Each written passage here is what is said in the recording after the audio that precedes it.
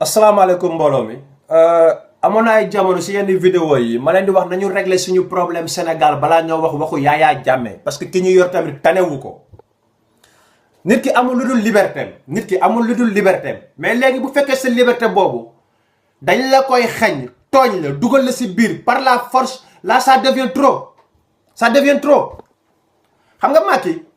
ñëpp a ngi wax na dafa bon ku baaxul la dafa bon mais moom bu fàttali ko woon démbam jaar-jaaram ak sa jeunesse li nga xam ne mu ngi si doon teg bët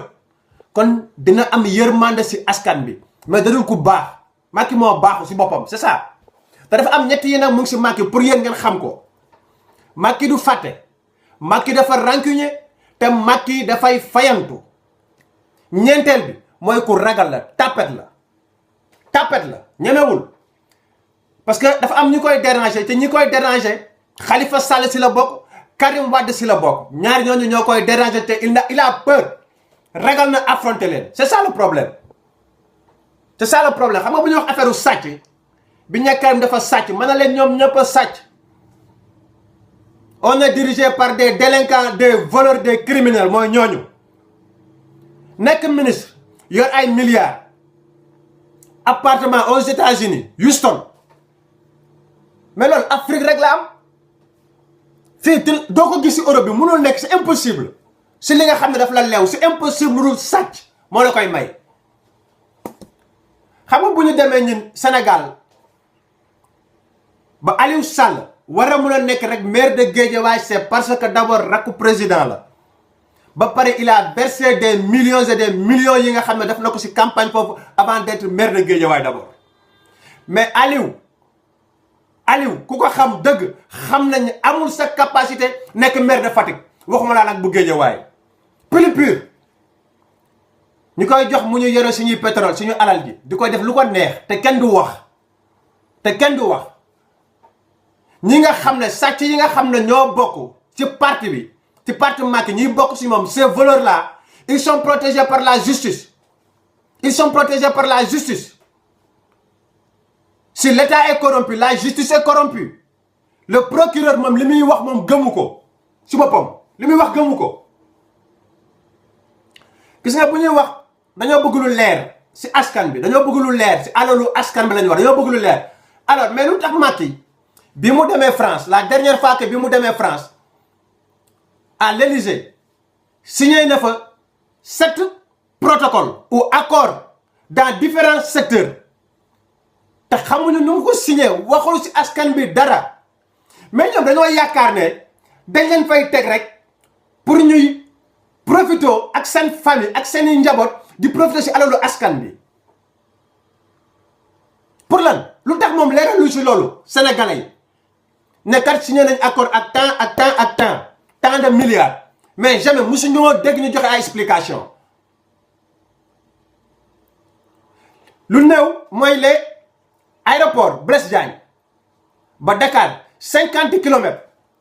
muy train express bi ça nous a coûté 193 millions d'euros yi nga xam ne France la yem te dinaa leen xamal benn mbir pour ñu xam ko mu leer c'est très facile pour sàcc des milliards et des milliards yóbbu ko de banque à banque mu toog di lay xaar te sa tur du fa nekk du dul ay chiffres 10 chiffres rek doy na si jarul sa tur si nekk wala mu siy feeñ noonu la ñu def pour sàcc te ay spécialistes lañ si lii ay spécialistes xam nañ bu baax nañ koy defee mais kii di protéger ay parti kii di protéger parti sàcc yu bokk si parti mais yéen tamit xam ngeen ne mu baax a baax il va protéger âme et conscience sa famille. xaw ma kan mooy nekk ji président Sénégal xaw ma kan moo koy nekk ji mais Macky dina rendre compte Aliou Sall il va rendre compte Macky nag loolu la ragal c'est ça son problème c'est ça le problème de Macky. et ñun Sénégal tey jii may wax ak yow amul benn sénégalais bi nga xam ne il a confiance à notre justice kenn wóoluwul suñu justice bi ñu yor waaw. beneen mbir bi mooy affaire Khalifa Sall tey jii bu bokkoon ci Macky wala condition yi ko Macky teg mu koy def 50 millions par jour bu ko doon sàcc coodu jib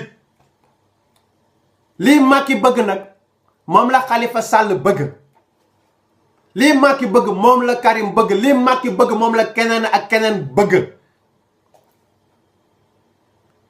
Mais pour la première fois dans l'histoire waxoon naa ko nee naa leen ñoom ñëpp ay francs-maçons lañ, ñoom ñëpp ce sont des francs-maçons.